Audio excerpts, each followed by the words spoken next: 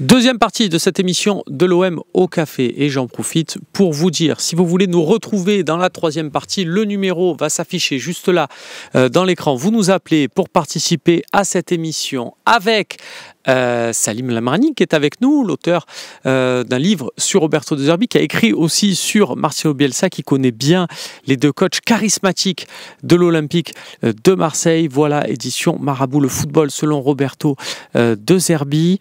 Vous nous posez, vous nous appelez et on débat ensemble sur l'actualité de l'Olympique de Marseille. Salim, je reviens avec toi. Je vois qu'il y a des gens qui nous demandent un peu s'il y a des nouvelles sur Pek Chao et sur Aubameyang. Alors, deux dossiers différents, mais deux dossiers qui avancent bien. Tout le monde a vu les photos du père de Pek Chao en train de manger avec Mehdi Benatia. C'était à l'Intercontinental. Voilà, forcément, il y a des discussions. Le fait qu'il soit blessé quelque part peut faire les affaires de l'Olympique de Marseille, parce que du coup, il y a peut-être moyen d'imposer les conditions de négociation que veut l'OM, notamment sur la manière, les échéances de paiement, hein, on va le dire comme ça, et ça peut permettre à ce moment-là de recruter un joueur. L'Olympique de Marseille n'a pas besoin au 15 août, évidemment que s'il est prêt, s'il fait la prépa avec tous les autres, c'est mieux, mais un Pek Chao qui est dans l'effectif, sachant qu'il y a déjà un autre joueur à son poste qui s'appelle Jonathan Rowe. Si la première journée de championnat, la deuxième journée de championnat, l'OM fait appel à Jonathan Rowe, ça va. Normalement, ça doit le faire. Voilà, on n'est pas à jouer un match coup près de tour préliminaire de Ligue des Champions ou autre qui aurait peut-être changé l'approche concernant Aubameyang. Il a la proposition de l'OM. Entre guillemets, il se donne le temps de voir si on lui propose 4 fois plus, 5 fois plus aux Émirats. C'est pas, il cherche à se vendre au plus offrant. Il a l'offre de l'Olympique de Marseille. Si on lui propose en face, c'est pas je cherche à obtenir 20%, 30% de plus. Non, c'est si on lui propose en face 4 fois plus. Voilà, si on lui permet de continuer à vivre sur le traitement au final qui est le sien depuis quelque temps là en Arabie Saoudite, et que normalement un club en Europe n'est pas disposé à lui proposer. Voilà, je vous ai fait un petit point sur ces deux dossiers. Tu en penses quoi, toi, Salim, de ce recrutement? Tu nous disais que tu étais supporter de l'Olympique de Marseille. Ben tiens, commençons par ça, Salim. Qu'est-ce qui t'a fait devenir supporter de l'Olympique de Marseille? Ah, mon grand frère était supporter de l'OM et naturellement, moi j'ai souvent copié mon grand frère. Donc j'ai soutenu le club que soutenait mon grand frère et puis on tombe dedans, on n'en ressort plus. T'as un match particulier qui t'a fait basculer, où là tu t'es dit allez, c'est bon, c'est sûr, je lâcherai jamais ce club? Ah, ça, la fidélité, j'ai pas de doute. On change pas d'équipe. Bien sûr. Mais non, bon, je vais pas être original non plus. La saison de Drogba a été, elle m'a marqué. J'ai beaucoup aimé aussi les duo Ferry-Guéret. Ça a été une belle époque. Et ouais. Après, j'ai envie de dire, j'ai le souvenir du Vélodrome. À chaque fois que j'y vais, c'est toujours la même grande émotion. C'est formidable. Le public du Vélodrome, il n'y en a pas deux.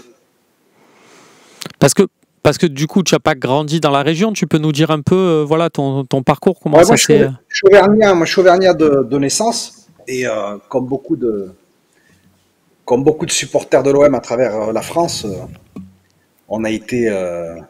Moi, ce qui m'attire de Marseille, c'est son caractère un peu anticonformiste, rebelle, le fait que ce soit une ville et un peuple qui ne plie pas la tête, qui ne coupe pas les chines, qui sait dire non. Et moi, j'ai toujours été attiré par ce genre de caractère. Bon, c'est sans doute parce que ça correspond aussi à mon tempérament. Évidemment, on se reconnaît, on est nombreux à se reconnaître là-dessus.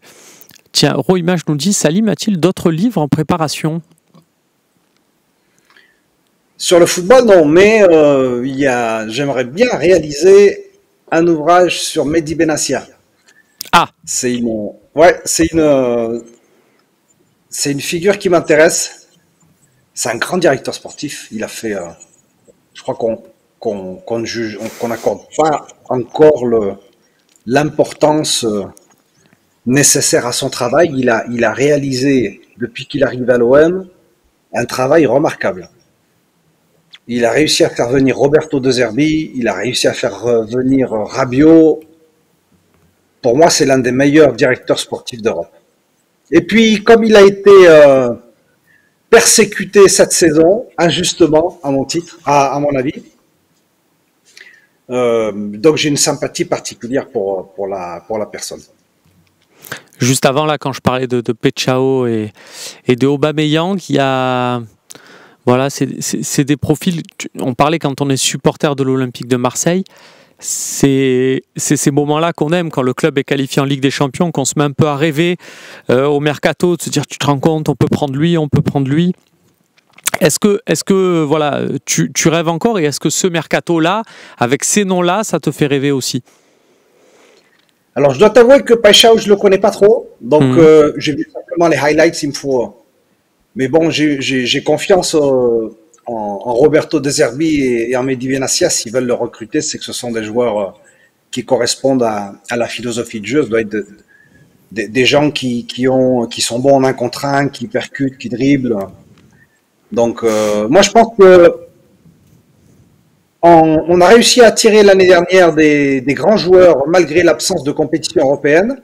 Et cette saison, avec un effectif qui est quand même solide, on va réussir à renforcer considérablement l'équipe et on va faire bonne figure à la fois en championnat et en Ligue des Champions. C'est ce qu'on se souhaite. Évidemment, il y a Alex qui nous dit c'est possible de faire un article sur les matchs amicaux, les horaires, les lieux, les diffuseurs. On se note ta requête et effectivement, ça serait totalement pertinent de retrouver là-dessus. Revenons un peu sur... on nous parle de la petite rumeur Ziyech. Les gars, Ziyech, c'est des mecs qui se sont dit tiens, il est libre, on va dire sur les réseaux sociaux que parce qu'on aimerait bien, donc du coup ça prendra plus parce qu'on aimerait bien, mais à l'heure d'aujourd'hui il n'y a strictement rien pour Hakim Ziyech et l'Olympique de Marseille. Tiens, je revenais un peu sur le livre. J'aime bien un peu ces moments-là et tu as raison de te dire qu'en fait Marseille, peut-être des fois on n'a pas les titres mais on a les émotions, et que la page Roberto De Zerbi qui est en train de s'écrire est très intéressante parce que elle nous rappelle aussi, il y a de l'émotion, il y a du jeu, ça nous rappelle, ce n'est pas pareil, on ne va pas comparer les deux coachs, les équipes ne jouent pas de la même manière, mais aussi voilà, Marcelo Bielsa et les émotions qu'on a pu avoir à ce moment-là. Est-ce que tu redoutes la deuxième saison? Parce que dans le football, et encore plus à Marseille, ce qui est acquis dans l'an 1 est remis en cause dans l'an 2, et des fois le vernis se fissure. Alors non, figure-toi que je suis très optimiste pour la deuxième année parce que je pense qu'on va réaliser une saison encore meilleure que la précédente. Parce qu'on va garder une ossature de l'équipe. Les joueurs ont déjà assimilé les principes fondamentaux du football de Roberto De Zerbi. Et je pense que l'effectif va être renforcé de façon judicieuse. Donc je suis très optimiste. Écoute, c'est quoi pour toi prochaine saison? Voilà, si je te dis qu'il y a un truc à... Voilà, qu'est-ce qui te vient en tête pour que ça soit une saison réussie? Ne me dis pas et la coupe et le championnat et si... Et là, tu vois, un fait précis. Écoute, j'ai envie de te dire, j'espère qu'on sera traité de façon impartiale par l'arbitrage. Je suis sérieux parce que je crois qu'on ne souligne pas assez le nombre de points qu'on a perdu la saison dernière. On a été victime d'une cabale de la direction technique de l'arbitrage qui a été scandaleuse. On a perdu près d'une dizaine de points. Donc, une dizaine de points, tu te romaérises là. Une dizaine de points quand même pas. Je veux pas être plus marseillais que les Marseillais, mais quand tu comptabilises les matchs contre Lille, contre Strasbourg, Lyon on a gagné les deux, contre Angers, on n'est pas loin de la dizaine de points. Strasbourg, je suis d'accord avec toi. Tu parles du penalty oublié sur Jonathan Rowe. C'est ça. Ouais, je suis d'accord. Lille, tu as raison aussi avec Højbjerg qui peut Mais c'est le même. Ce qui est terrible, c'est que c'est le même Højbjerg. Pourquoi il concède cette faute à 40 mètres du but? Tu vois, tu te dis bon. C'est là aussi où des fois c'est bien pour grandir, mais bon, admettons, mais ça fait 4 points. Les autres, pour aller à 10, Comme je suis un peu provocateur, je vais te dire que si on avait été arbitré comme le PSG, et si le PSG avait été arbitré comme l'Olympique de Marseille, on aurait lutté pour le titre jusqu'à la dernière journée. Ok. Bon, écoute, c'est un avis, ça peut s'entendre aussi. Moi, je pense que des fois, il faut... et tu vois, et c'est aussi mon avis, je dis pas que des fois, il n'y a pas des faits d'arbitrage qui sont imputables. Mais c'est juste qu'à se dire c'est la faute de quelqu'un d'autre et de ne pas regarder sa part de responsabilité, on avance moins vite. Et pour moi, tu vois, c'est pas un hasard que si tu prends la lecture de la saison, après ce match à Auxerre, on a eu des contre-performances. Tu as parlé notamment de cette défaite contre Lens. Si après le match d'Auxerre, au lieu de parler de l'arbitrage, on parle de ce qui n'est pas allé dans cette équipe-là, pour moi, à Auxerre, tu mets un arbitre PSG, pour reprendre tes termes, on perd quand même. Parce qu'en termes d'envie, en termes de proposition, je n'ai pas oublié le deuxième but où Luis Enrique avance balle au pied et personne ne lui propose rien. Il perd la balle, on se prend un contre et c'est le 2-0. Voilà. Et moi, il y a des choses qui se sont passées qui me font dire il faut des fois plus regarder, même si l'arbitrage n'est pas bon, il faut se regarder soi-même pour avancer. Et c'est malheureusement, je pense, qu'il nous a manqué, tu vois, après ce match d'Auxerre, où oui, à Auxerre, on a perdu, mais on a perdu aussi beaucoup de points derrière. Lens, Reims, c'est arrivé juste après. Alors moi, je ferai un distinguo entre, tu vois, le match contre Lens, on a vraiment bien joué. On a été confronté à un bloc bas et on a eu 6 ou 7 occasions. Ce qui compte dans le football, ce sont les occasions. On n'a pas réussi à marquer et puis on prend un contre à la dernière minute dans les arrêts de jeu. Bon, c'est un fait anecdotique. Reims, c'est différent. Reims, on a mal joué. Tu vois, je ferai le distinguo entre. C'est pour ça qu'on a sans doute 3-4 défaites de trop. J'ai envie de te dire, pour répondre à ta question initiale, j'espère qu'il n'y aura pas, qu'on arrivera à lutter pour le titre. Paris va rester au-dessus, mais j'espère qu'il n'y aura pas un tel écart entre le premier et le deuxième.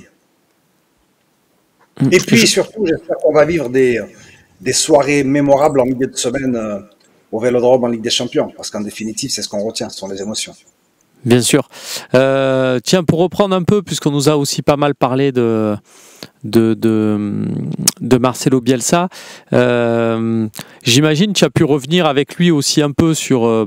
pas j'imagine, puisque tu en as parlé, tu en as écrit dans un livre un peu sur son passage à l'Olympique de Marseille. Il y a quelque chose qui t'a raconté, qui t'a marqué? Alors lui, comme Roberto De Zerbi, il a été ébloui par le Vélodrome.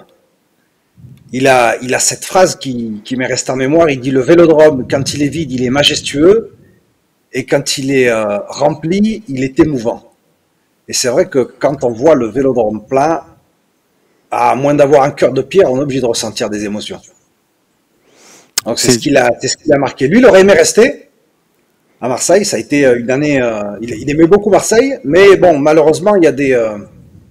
Je disais tout à l'heure, avec Marcelo Bielsa, la parole donnée est sacrée.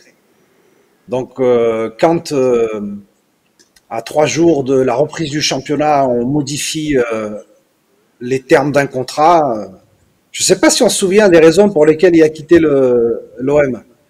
Il a prolongé d'une saison. 3 jours avant la reprise du championnat, il y a le président, non, pas le président, l'avocat de la Igor Levin, c'est ça, qui vient voir Marcelo Bielsa pour dire: on va modifier ton contrat, on va vous enlever 10%. Mais pas à vous, Marcelo. On va enlever 10% à votre staff. Donc l'objectif, c'était de faire partir Marcelo Bielsa. Parce que 10% du staff, c'était pas ça qui allait changer les finances de l'Olympique de Marseille. Et on savait qu'avec Marcelo Bielsa, si on ne respectait pas la parole donnée, il s'en allait. On ne pouvait pas ne pas le prolonger parce que ça aurait été la révolution à Marseille. Donc du coup, on a manigancé ce stratagème pour le faire partir. Et Il a fait encore Roberto De Zerbi, pardon Romain, avec lui, les principes ne se négocient pas. Parce qu'il aurait pu dire en définitive, bon, 10% c'est mon staff, etc. Mais il dit non. Une parole donnée, il faut la respecter. Tiens, juste sur Bielsa, pour l'avoir vécu ces jours-ci, dis-moi si jamais tu en sais plus à ce sujet. La conférence de presse, parce qu'il annonce son départ après le match contre Caen, qui est la première journée de championnat, en conférence de presse d'après-match. Moi, je reste convaincu qu'il était à 2 doigts de l'annoncer dans la conférence de presse avant le match, 2 jours avant à la commanderie. Je sens qu'il a un papier, qu'il est à 2 doigts de lire le truc et que finalement, il se retient et il ne le fait pas. Est-ce que tu en sais plus sur ce sujet ? Je n'ai pas d'infos à ce sujet, mais ce que je sais, c'est qu'il voulait protéger le premier match. Il voulait que les joueurs soient intégralement focalisés sur le match. Parce que tu imagines, s'il annonce ça avant le match, l'impact que ça a sur les joueurs, en sachant que l'entraîneur va partir 3 jours après, c'est pas la meilleure façon de préparer l'équipe pour inaugurer le championnat. Mais en tout cas, la décision a été prise de partir a été prise avant la première journée. Parce qu'il l'a dit publiquement. Je ne trahis pas de secret, il l'a dit publiquement. Tiens, il y a Drogba 933 qui nous dit, est-ce que tu penses qu'il pourrait revenir un jour à l'OM ? Oh, bonne question. Bon, je sais pas, ça faudrait lui demander. En tout cas, il a beaucoup apprécié cette année éblouissante à Marseille. Il a beaucoup aimé la ville, il a beaucoup aimé le caractère volcanique du Vélodrome. Après, je sais pas s'il va revenir dans un club. Il l'a jamais fait dans sa carrière. Il a jamais entraîné 2 fois la même équipe. Ouais, c'est ce qui me fait dire que ça n'arrivera pas moi aussi et que c'est une bonne chose. Mais je sais que j'en ai parlé avec des gens de Bilbao, tiens, qui restent très attachés à la saison qu'il leur a fait vivre. Et du coup, ça reste marqué et que quelque part, il faut peut-être rester là-dessus et puis savoir un peu évoluer sur autre chose. Il est avec l'Uruguay, là, c'est ça ? C'est ça. Il entraîne la sélection uruguayenne depuis 2 ans, depuis son départ de Leeds. Il y a du beau matos en Uruguay, là, de tête, là, les Darwin Núñez, Valverde, tout ça, c'est costaud. Pour reprendre ses propos, il a un capital humain de grande qualité. Ben, on va voir. Et c'est quoi les prochaines échéances pour lui, là ? Je crois qu'il y a les matchs qualificatifs, là. Si ma mémoire est bonne, ils sont 4e, je crois, de leur poule. Pour être... pour la Coupe du Monde et pour la CONCACAF, si ma mémoire est bonne. Et de voir un peu ce que ça donnera sur cette Coupe du Monde 2026. C'en est fini de cette deuxième partie. On va faire une petite coupure. Là encore, je prends vos questions dans le chat. Et puis, on va passer à la troisième partie. Alors, je regarde un peu. Voilà ce que vous pouvez nous poser, les amis, là-dessus. Apparemment, il y a eu bon contact entre Pablo et Bielsa lors de l'ancien litige judiciaire par rapport à l'argent que le club lui devait. Bon, je passe.